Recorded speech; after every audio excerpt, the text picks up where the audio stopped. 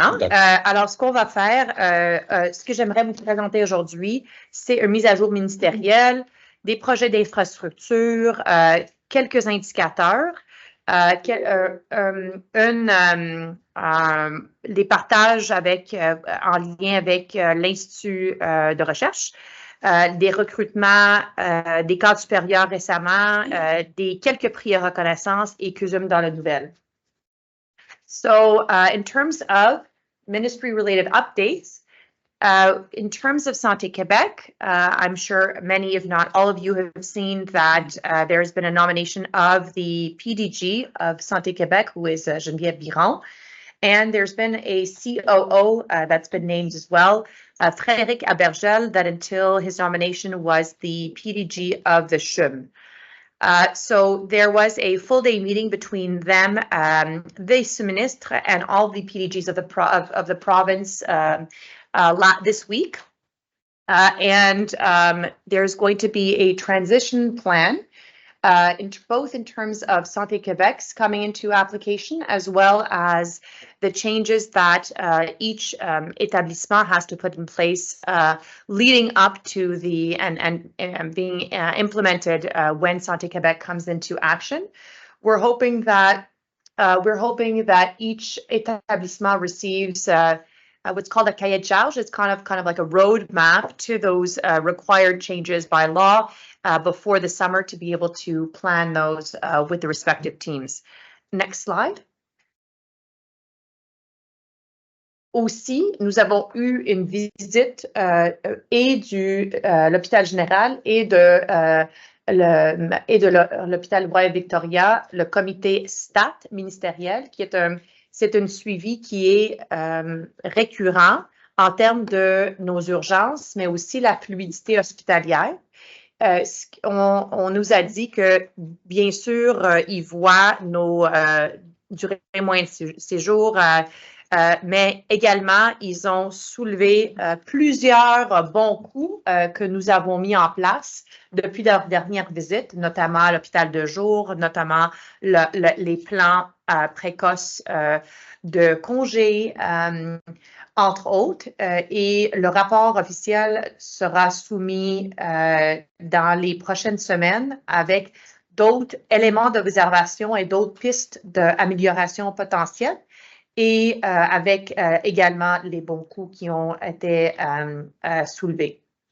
Il y a eu aussi, il y a d'autres aussi visites par les ministères qui sont à venir pour observer, par exemple, nos chantiers d'innovation. Par exemple, il y a des visites que peut-être, quand ils sont annoncés, je vais partager avec le CA. Prochain diapo. Otherwise, also in terms of updates, we had a visit to the neuro by our deputy, Jennifer Macaroni, who visited the neuro with us. And she had a long exchange with the minister during the budget session with respect to the needs to put the neuro on the PQI, which is the infrastructure project. The minister has indicated that he will come for a visit in that regard. So we're hoping that we've sent him an invitation and hope that he will come in the next few months. Next slide. En termes d'autres projets d'infrastructure, on peut procéder au prochain diapo. Il y a également le hélipad. Alors, nous avons la permission de construire au site Glen. Puis, quand ceci est bien en marche, aussi de regarder la faisabilité pour le site GEN. Puis, on met en place notre comité de travail clinico-technique pour travailler avec le ministère et ceci débutera dans les prochains jours, semaines. Il y a aussi le MGH mise aux normes que nous avons un DO, un dossier d'opportunité à soumettre pour l'automne. Alors, nous avons fait la semaine passée, on était une quinzaine de personnes cliniques ou encore administratives pour visiter différents sites du MGH. Puis, nous allons regarder et voir. On ne peut pas tout faire avec les sommes qui sont allouées. Alors, il va falloir faire des choix, des priorités. Prochaine diapo. Just a few indicators. Next slide. The first one being the surgical. In yellow, we have the number of patients who have been waiting for surgery at the MUHC, and that includes children and both and all adult sites over a year. And we see really a continued nice decline in that number of patients. That comes with incredible work with the administration and clinical teams to see how to approach wait time and putting people on the list differently. Next slide. With respect to that, we see in terms of our surgical wait times, we follow this by period, how many people are waiting less than 6 months, 6 to 12, more than a year, and total. But what we see is that there are more and more people kind of on the list in terms of an increase of people waiting less than 6 months. So eventually those become patients waiting, some of them more than 6 months. Obviously, we have we can only do, if we do a next slide, we have our target in red about how many patients we aim to do that have been waiting for more than a year. And that target was set by the ministry, and we are every week other than the New Year's week and Christmas week above that target. So a huge congratulations to the teams on that. We can't do more than a certain amount, of course, because people with cancer or some patients with certain cardiac conditions can't wait for a year for their surgery. So this is an incredible job done by the teams. Prochain diapo, c'est l'urgence, où nous voyons en orange que notre durée moyenne de séjour est moins pour les 4 périodes versus la période antérieure, mais supérieure aux années de COVID.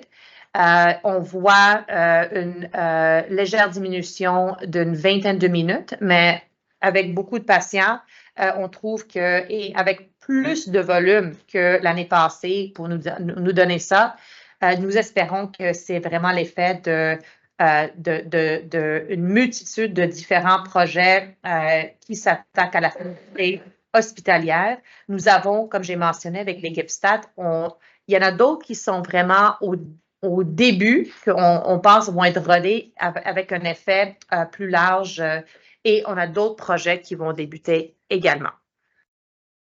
Next slide.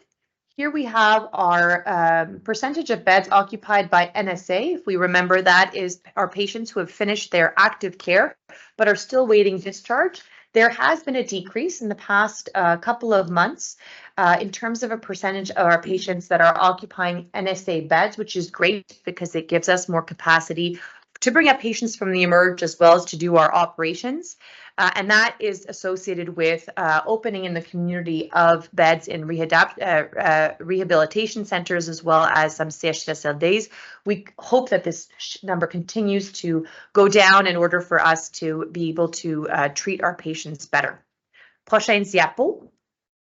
En termes de l'Institut de recherche, juste quelques informations. Il y a quand même plus que 700 chercheurs que nous avons avec, vous voyez les chiffres, plus que 1500 stagiaires, puis et plus que 2500 publications depuis un an.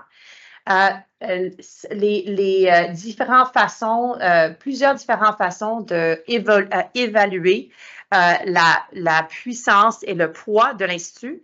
Nous sommes numéro 1 au Québec en lien avec ça et le 3e au Canada. Et notre but, c'est d'augmenter notre taux de publication, d'augmenter notre taux d'aller chercher des grants avec une stratégie que Dr. Towse a créée. Prochaine diapo. Juste avec quelques, parce que c'est très difficile, l'Institut de recherche pourrait vraiment être toute la présentation, mais de partager que, par exemple, on a eu 2 chaires d'excellence en recherche du Canada avec 12 chaires de recherche.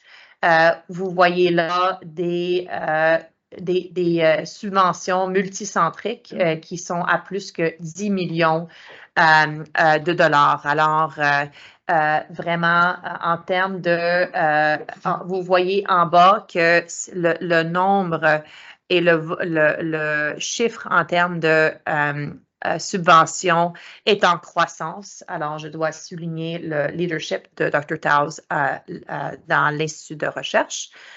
Next slide.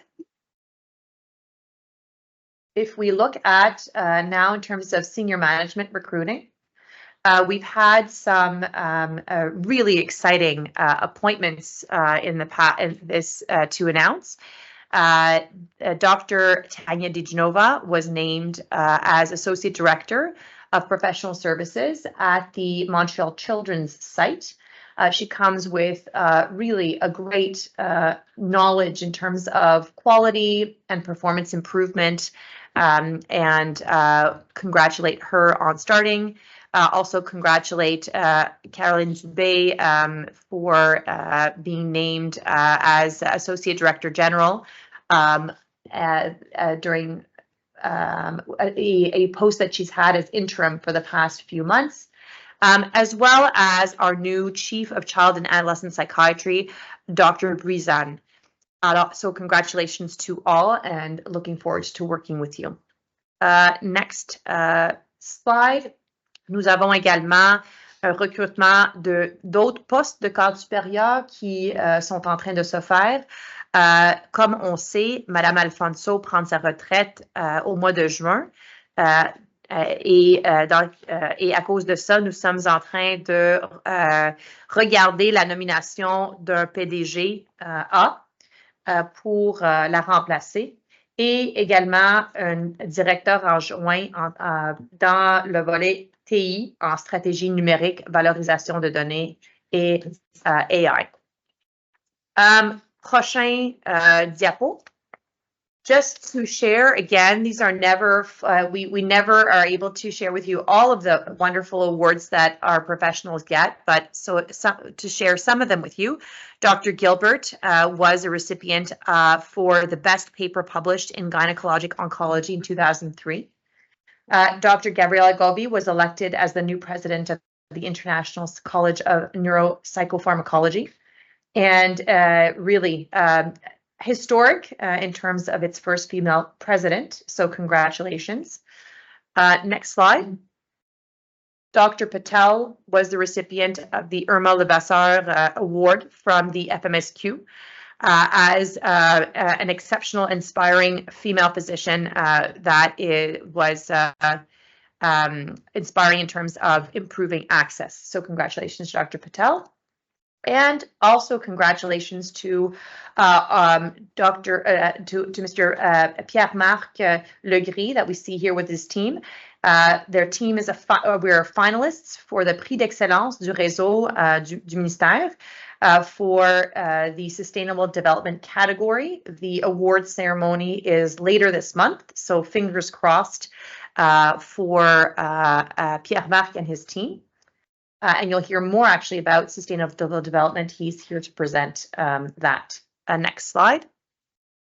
Alors, comme d'habitude, je partage encore une fois vraiment juste un échantillon parce que les différents innovations et recherches du CUSUM sont vraiment multitudes dans toutes les langues. Alors, ce que vous voyez ici, Montreal examines screening approach to increase pancreatic cancer survival odds.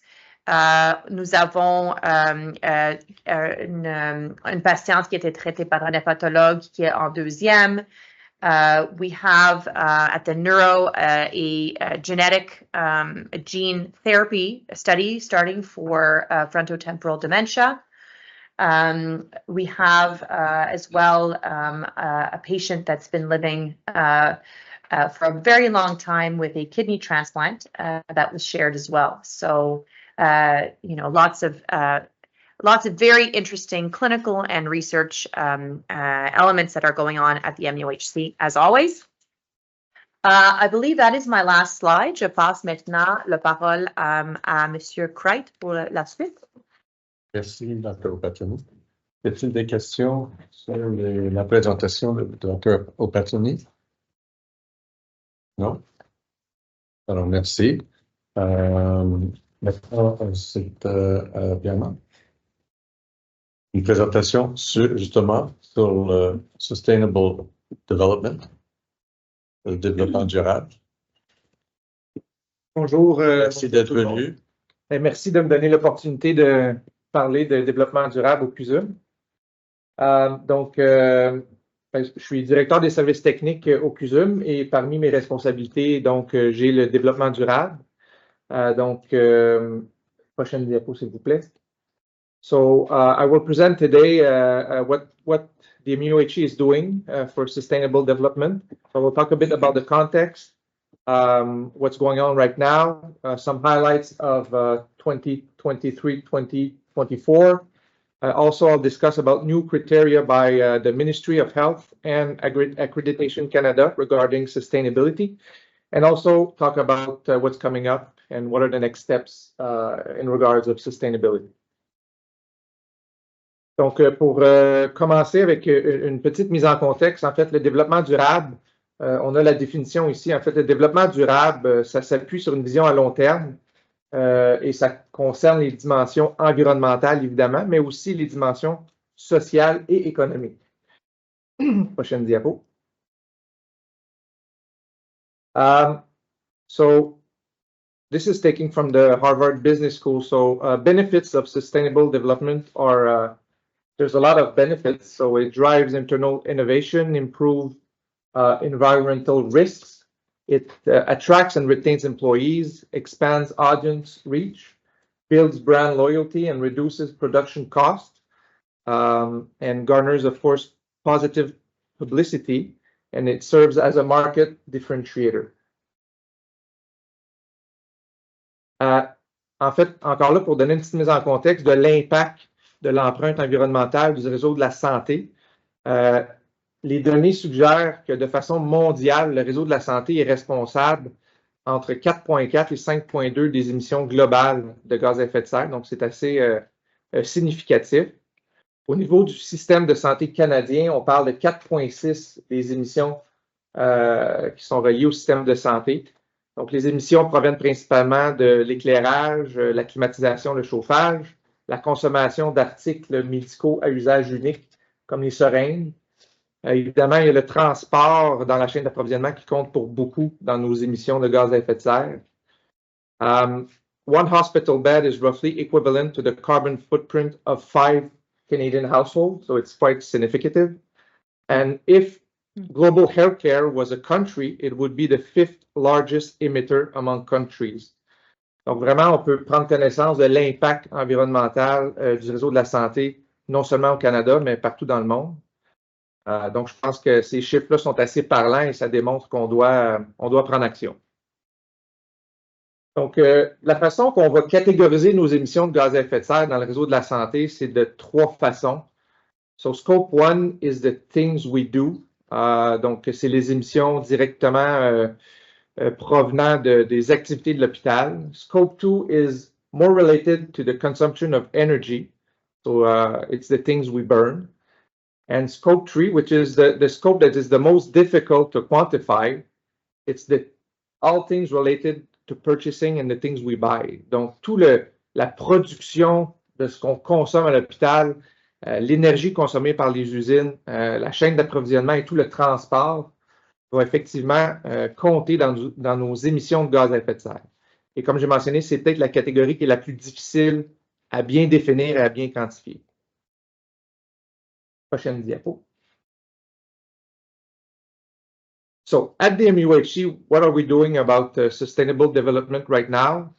Well, since 2019, we put in place a Sustainable Development Committee. Of course, during the pandemic, we took a pause from that committee, but since 2022, it has been restarted with new members and a lot of good intention. from the managers that are part of that committee. We also adopted an organizational policy on sustainable development, which was approved by the board of the MUHC a couple of weeks ago. The mission and vision of the MUHC includes sustainable development. For example, in the vision, we stated that working together on a single green campus, and through the values, we saw that environmental stewardship, equity, diversity, and inclusion was important for the MUHC. So in terms of sustainable development, it's really important that the organization identifies these as priorities for the future. Donc, qu'est-ce qu'on fait également au CUSUM pour le développement durable? Ben, on a le prochaine diapo, s'il vous plaît. On a le site Glen, qui est le premier hôpital au Québec à obtenir 2 certifications LEED Or. Donc, c'est d'ailleurs le sujet de notre candidature là, pour les prix d'excellence du réseau de la santé que Dr. Opatoni faisait référence un petit peu plus tôt. Donc, on est finaliste dans la catégorie développement durable pour la certification LEED Or du site Glen. Donc, le site Glen, en fait, est 35% plus efficace énergétiquement que la moyenne des hôpitaux canadiens.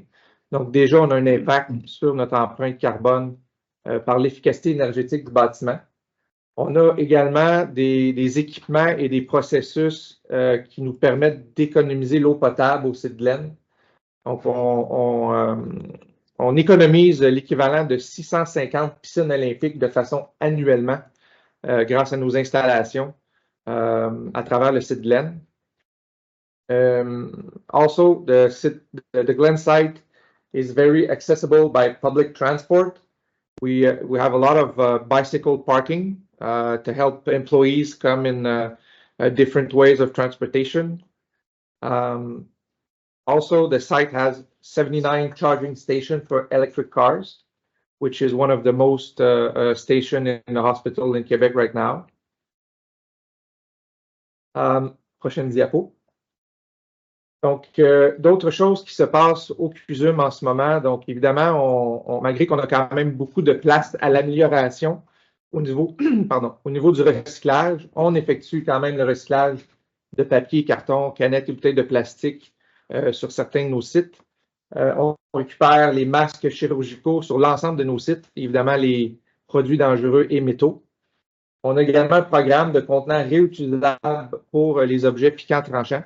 Et encore là, au Québec, on a été un des premiers sites, un des premiers hôpitaux à se doter des contenants réutilisables, ce qui nous permet encore de réduire notre empreinte environnementale. Right now, we're having some pilot projects in the OR at the MGH and the PQ-NICU at the Glen for additional recycling of cardboard. And we also have composting of organic materials in the Glen kitchen. Prochaine diapo. Donc, ici, on liste quelques faits saillants là, de l'année qui s'est terminée au 31 mars 2024. Donc, le CUSUM a lancé son premier bilan carbone. Donc, on est encore en train de travailler sur le bilan carbone qui nous permettra d'identifier toutes les sources d'émissions de gaz à effet de serre au CUSUM. Donc, je reviens aux 3 scopes que j'ai mentionnés tantôt. Donc, on sera en mesure vraiment de quantifier où sont nos endroits où on émet le plus de gaz à effet de serre. Et également, on peut partir de ce premier bilan-là pour établir un plan d'action concret pour réduire nos émissions. On a également procédé au lancement d'une analyse sur la vulnérabilité des bâtiments face au changement climatique.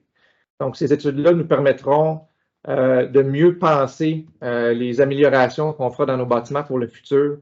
Donc, on parlait de mise aux normes de l'Hôpital général de Montréal. Donc, évidemment, on aura toujours en tête quand on va planifier les travaux de s'assurer que nos bâtiments et les installations seront de plus en plus résistantes aux changements, aux impacts causés par les changements climatiques, que ce soit les grands vents, les pluies intenses, les vagues de chaleur. Donc, on veut s'assurer que nos bâtiments vont être en mesure de bien réagir à l'évolution du climat. We planted in 2023-2024 over 400 trees on the Glen site. We also have a gas recovery project for the anesthetic gas. There was also a change of practice in the anesthesia department. So it was one of the most polluting gas was completely eliminated from purchasing.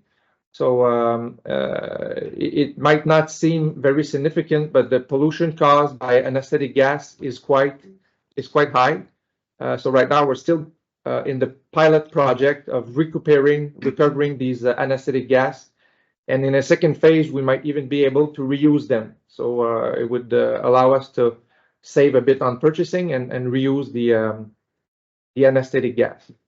We also went ahead with the replacement of lighting fixtures at the MGH. So we had on a reçu une subvention de plus de 300 000 du gouvernement pour remplacer de l'éclairage par l'éclairage LED.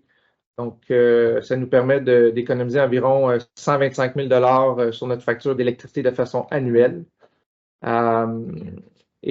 Finalement, on a des projets qui sont en démarrage présentement au site Glen et à l'hôpital général de Montréal pour l'installation d'équipements de chauffage électrique. Donc, ce qui nous permettra d'économiser sur notre facture de gaz naturel, mais surtout qui nous permettra de générer moins de gaz à effet de serre causés par le chauffage. Donc, on parle pour le site Glen d'une réduction d'environ 25% sur nos émissions de gaz à effet de serre reliées au gaz naturel. Pour le général, on n'est pas assez avancé pour avoir une estimation des économies, mais ça va venir. Donc, je continue dans les faits saillants pour l'année qui s'est terminée au 31 mars. On a débuté le processus de recertification LEED pour le site Glen. Donc, the LEED certification is a continuous process. So every 5 years, and in the future, it's going to be every 3 years, we need to recertify the Glen site.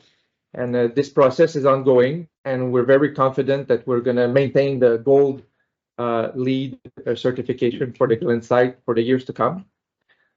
We also created a new position in my directorate. It's an assistant to the director position, which is now occupied by Marie-Christine Chartier. So her role is really to focus on sustainable development. So we want to make sure that we have the right people and the right manpower to put in place some initiatives. So that was completed in the last fiscal year. Nous avons également coordonné et mis en place des activités de formation et de sensibilisation. Donc, on a fait des partenariats avec l'Université McGill pour donner des formations, également avec la firme Stantec qui est en train de mener l'étude sur la vulnérabilité de nos bâtiments. Donc, on a formé plusieurs employés gestionnaires sur le développement durable et les changements climatiques. On a mis en place plusieurs activités pour souligner le jour de la Terre et bientôt, il y aura le jour de la biodiversité qui s'en vient. On a également l'intention de souligner cette journée-là. Et finalement, on a mis en place des formations d'économie sociale pour les membres du Comité de développement durable et quelques autres gestionnaires à travers le CUSE. Also, in the last fiscal year, we signed 2 commitments in regards of sustainable development. So the first one is purchasing from Social Economy Enterprise with le Conseil d'économie sociale de l'île de Montréal. And the second one was a commitment to biodiversity with the Conseil régional de l'environnement de Montréal. So we're really aiming with these commitments to make a difference and to be part of some bigger movement on the island of Montreal and in Quebec to reduce the impact of the hospital on the environment. So moving on, I'd like to discuss a bit about what the government has planned for the greener economy. Donc, le gouvernement a mis en place un plan d'économie verte et je voulais souligner quelques objectifs du gouvernement en lien avec ce plan-là qui nous touche. Donc, le gouvernement a l'objectif de réduire de 37,5% les émissions de gaz à effet de serre totales au Québec d'ici 2030. Donc, c'est dans 6 ans, ce qui est quand même ambitieux. L'année de référence, cependant, pour la différence de 37,5%, c'est 1990. By 2030, the government has the objective of reducing all government building emission by 60%. Again, that's quite ambitious. It's 6 years from now, we would need to reduce by 60% our buildings emission. And by 2040, reduce emission from building to zero. So again, it's pretty ambitious, but we're going to implement some plan of action at the MUHC pour s'aligner avec ces priorités gouvernementales-là. And very recently, the Ministry of Health has established 66 sustainable development criteria and 3 levels of certification for establishment. So every hospital in Quebec will be evaluated on these criteria. I'll come back to it a bit later. But actually, right now, we could obtain the level 1 certification, which is the lowest of the certification level. And we have a plan to achieve by 2025 level 2 and by 2026 level 3, which is the highest level that the ministry has implemented. And also, as I mentioned very quickly earlier, Accreditation Canada has established also some criteria in regards of sustainable development. Prochaine diapo. Donc, pour revenir aux critères que le ministère a mis en place, je les ai mis ici sur quelques slides. Je ne vais pas passer à travers en détail parce qu'il y en a 56, donc c'est assez volumineux. Peut-être juste, je vais mentionner les grandes catégories. Donc, on a une catégorie où l'organisation doit démontrer son engagement envers le développement durable. On devra démontrer les processus de reddition de comptes et de suivi, de sensibilisation de notre personnel et de nos gestionnaires. Il y aura des critères de qualité de vie au travail. Prochaine diapo. Des critères de mobilité durable, d'approvisionnement responsable, de gestion énergétique, de gestion des matières résiduelles, gestion de l'eau potable. Il y aura également une catégorie sur les services alimentaires, la qualité de l'air intérieur. On sera évalué sur des événements éco-responsables qu'on mettra en place. Le développement durable dans les soins et services des patients. La lutte contre les îlots de chaleur et les adaptations au changement climatique. L'entretien ménager et finalement l'électrification des transports. Donc, on a débuté à faire l'évaluation, l'auto-évaluation de ces critères-là. Donc, comme je mentionnais, on est confiant d'obtenir le niveau 1 dès 2024, mais il y aura beaucoup de travail à faire de façon organisationnelle si on veut atteindre le niveau 2 en 2025 et le niveau 3 en 2026. Au niveau de l'agrément Canada, donc il y a également des nouveaux critères. On aura une visite de l'agrément en novembre 2024 au CUSUM. Donc, on est activement à la préparation là, pour la réponse à ces critères-là dans le but d'obtenir des notes favorables pour ces critères-là. Donc, je ne vais pas nécessairement les passer à travers ou les lire, là, mais donc, c'est une priorité pour le département de développement durable d'être conforme aux critères d'Agrément Canada. Prochaine slide, s'il vous plaît. Again. Thank you. So I listed here some future initiatives that we intend to put in place. As I mentioned earlier, when we're going to receive the full carbon footprint assessment, we will have an action plan in place to reduce these carbon emissions. Also, we are about to announce in the next few weeks a sustainable mobility program. So we're going to offer incentive for employees to use sustainable mobility. Transport en commun, covoiturage, et on va offrir des incitatifs pour les employés qui veulent abandonner leur permis de stationnement au profit du transport en commun. We are starting a residual materials management plan, which will help us establish objectives in waste management and recycling processes. And also, we're updating the construction, renovation, and demolition waste management policy. Right now, a lot of waste from construction c'est envoyé à l'enfouissement présentement. Donc, on a un objectif de réduire ce qu'on envoie à l'enfouissement en lien avec les travaux de construction et de rénovation Donc, on veut, dans la prochaine année, là, réduire ou au moins réutiliser ou recycler 75% de tous les matériaux qui sont... landfill. Yeah, pour éviter le landfill. Thank you. Et on a également un projet d'économie d'énergie présentement qui est en préparation avec le programme CLIP. Donc, on espère économiser là, plusieurs centaines de milliers de dollars annuellement en gérant mieux les systèmes de ventilation du bloc opératoire. Et évidemment, ça va avoir un impact également sur nos émissions de gaz à effet de serre. We're still looking to hire more people dedicated to working on sustainable development. We would like to ensure compliance with the sustainable development criteria of the ministry, as I mentioned, also with Accreditation Canada. We're really trying to raise awareness among staff about sustainable development.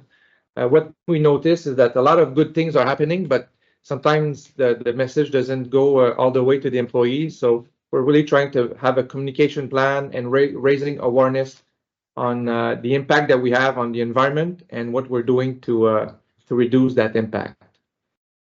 And also, we're aiming at a LEED certification also for the new expansion at the Lachine Hospital. So this is something that is in the works right now. Donc, on a également ici listé quelques opportunités futures à explorer. Donc, on veut regarder si l'utilisation de l'énergie solaire pourrait avoir un potentiel pour le Cidlen et peut-être pour d'autres bâtiments. On veut maximiser l'approvisionnement responsable. Donc, l'approvisionnement, comme on a mentionné un petit peu plus tôt, c'est un facteur qui contribue à notre empreinte environnementale. Donc, on veut vraiment travailler avec nos collègues de l'approvisionnement pour réduire l'impact environnemental de nos achats.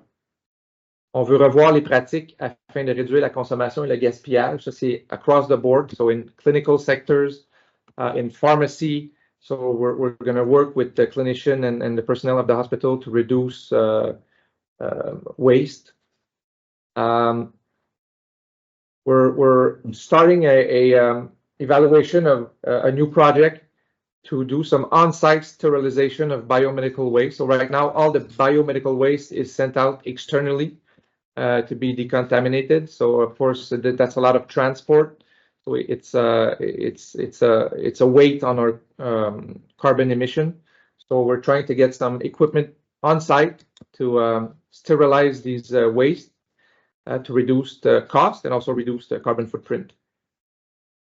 On a également un plan de mettre en place un programme d'ambassadeurs en développement durable au CUSUM pour vraiment favoriser une culture de développement durable. Et finalement, on explore ou on va explorer prochainement si dans l'avenir, c'est possible de générer des revenus à partir du marché du carbone, surtout pour le site Cidlen présentement parce que c'est le site qui est le plus efficace. Il y aurait peut-être un potentiel aussi pour la Chine une fois que l'agrandissement va être mis en service. Donc, et également de générer des revenus avec la vente de nos produits recyclables là, au niveau du plastique, papier et des métaux. Donc, ce sont des projets sur lesquels on a l'intention de travailler dans les mois à venir. Donc, je pense que j'ai pris un petit peu plus de temps que j'avais, donc je vais aller rapidement. Mais en conclusion, je pense que ce qui est important de retenir, c'est que les défis environnementaux qu'on a sont importants. On doit agir et je pense qu'on est bien parti au CUSUM là, pour mettre en place des belles initiatives. Mais il reste beaucoup à faire pour atteindre nos objectifs. Et finalement, malgré que le développement durable, c'est la responsabilité de la direction des services techniques, le développement durable doit être une responsabilité partagée. En fait, toutes les directions du CUSUM doivent s'impliquer. C'est vraiment l'affaire de tous. Donc, on va vraiment solliciter la collaboration de tous nos collègues au CUSUM là, afin de mettre en place de nouvelles initiatives dans les mois à venir. Donc, ça complète ma présentation. Je serai disponible si jamais il y avait des questions ou commentaires. Peut-être avant les questions ou commentaires, j'aimerais remercier Pierre-Marc parce que peut-être ce n'était pas clair pour tous comment notre organigramme fonctionne, mais en plus de tout ce qui est infrastructure, mais Pierre-Marc chapeaute d'autres initiatives qui ne se trouvent pas dans sa direction. Alors, vous avez vu tout ce qui est en lien avec Food Compost. Ça, c'est pas sous lui.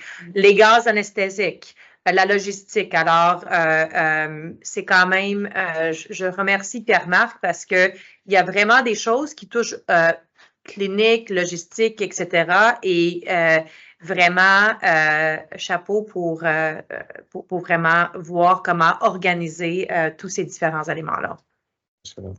Y-t-il des questions? I have a question. In your presentation, you talked about government objectives by 2030 and so on. Will the government provide any funding to help us achieve That was that? my question. And in part, when we look at renovating the MGH, will there be any additional sums over whatever they commit to a renovation that would go towards that particular initiative? That's a very good question. There is some programs right now that the government is offering us to implement some des programmes d'économie d'énergie, like green initiatives. But right now, these ces subventions-là, they're not enough. So there will need to have some more programs by the government if we really want to achieve the goals that were set. But also we're lucky here at the MUHE because we have foundations that are helping us also put in place some green initiative. But definitely there will be a need for more help from the ministry to introduce these initiatives.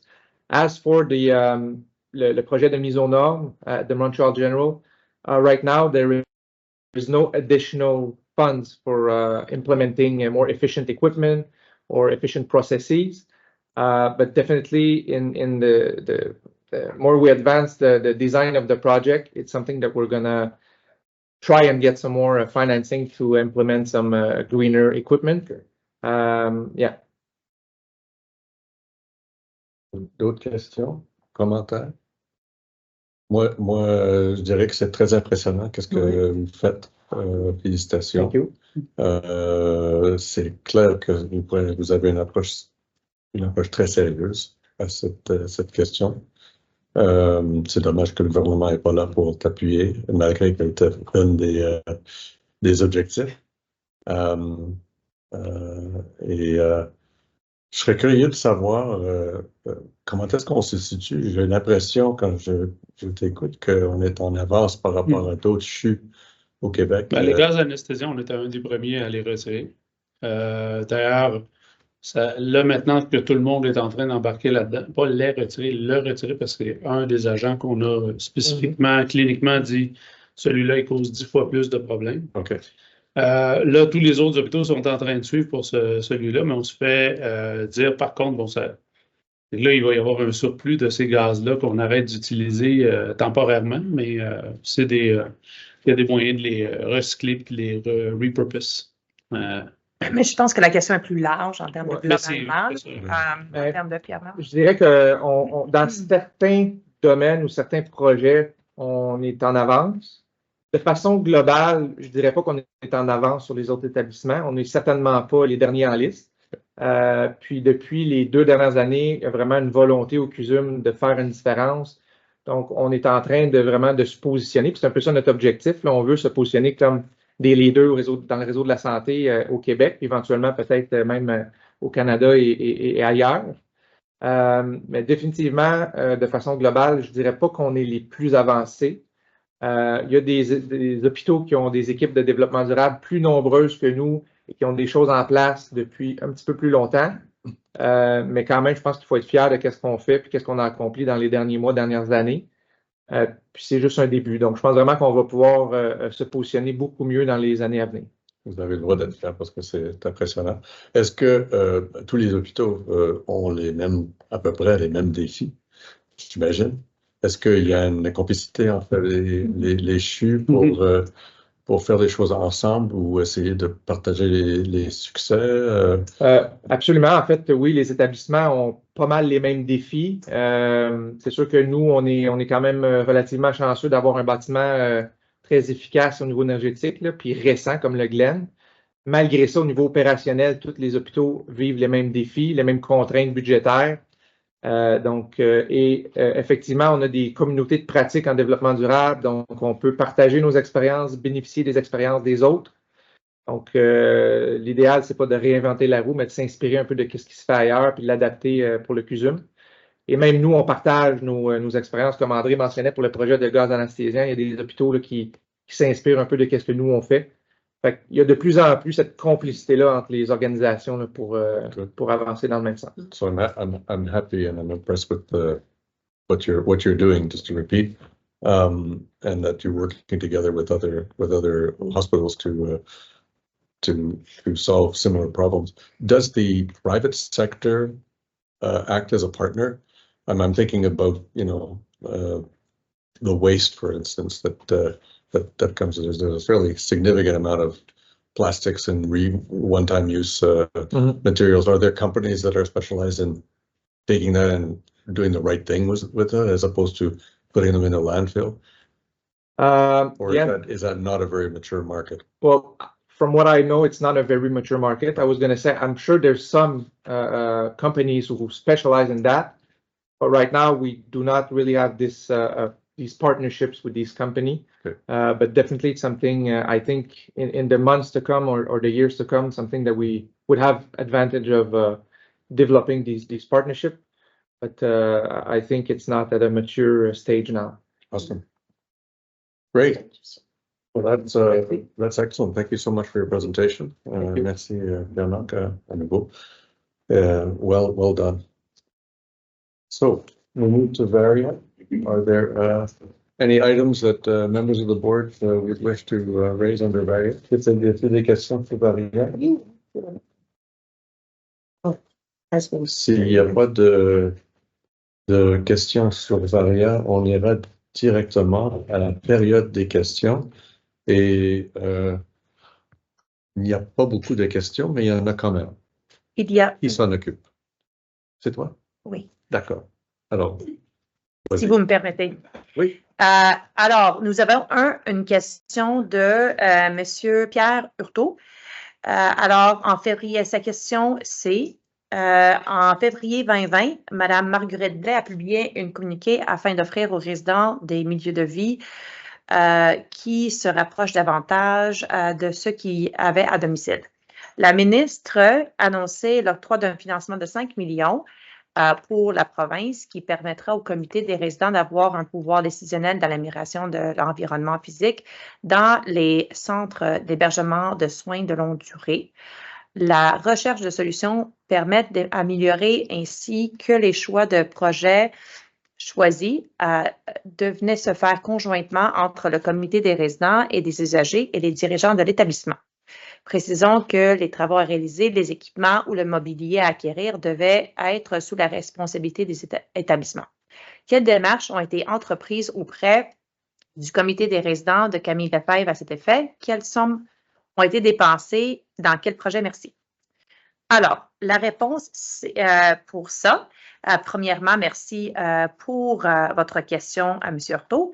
Alors, effectivement, selon nos dossiers, il y avait une lettre adressée au PDG des établissements par la direction des aînés et les proches aidants du MSSS. Et évidemment, le 5 millions, ça c'est pour le Québec qui a été partagé. En date du 20 décembre 2019, nous avons eu le partage que le CUSUM a eu, c'est 16 500 $ et qui était utilisé en janvier 2020 pour un robot culinaire et une coupe légumes afin d'améliorer la texture des aliments transformés. Pour ce qui est une consultation auprès du comité des résidents des usagers, je ne peux pas confirmer à ce stade-ci si ça a eu lieu ou non.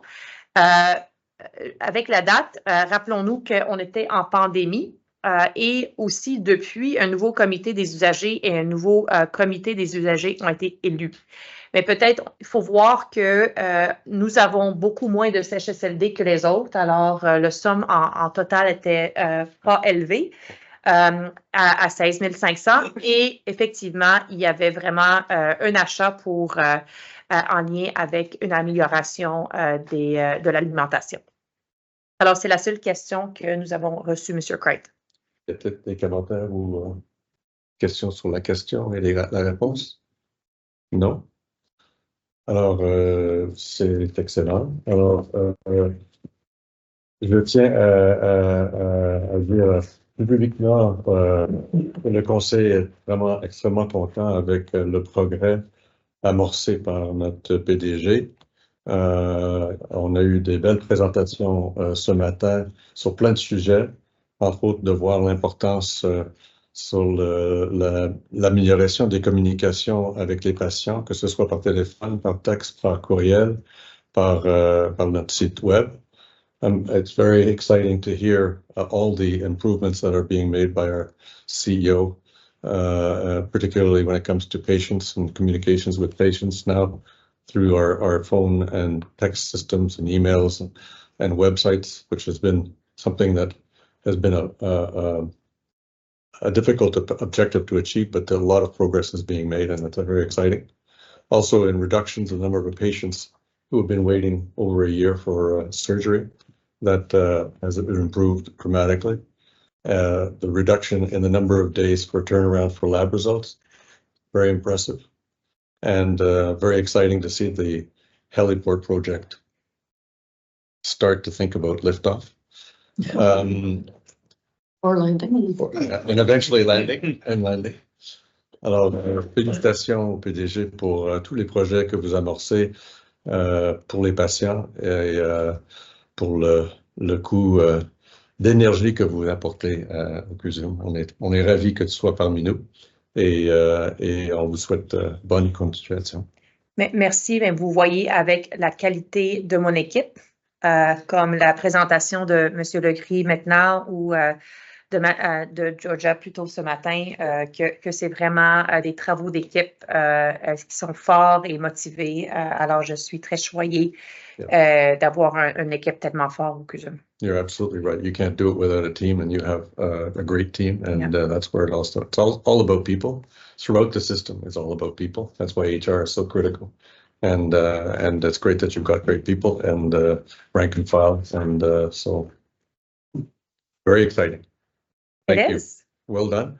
Any other questions or comments? No? Well, I wish you a great weekend, and on remercie ceux qui sont en ligne. Thanks to everyone who's online for attending this meeting. Meeting adjourned. Thanks. I'm just going to go grab a jacket. Sure, absolutely.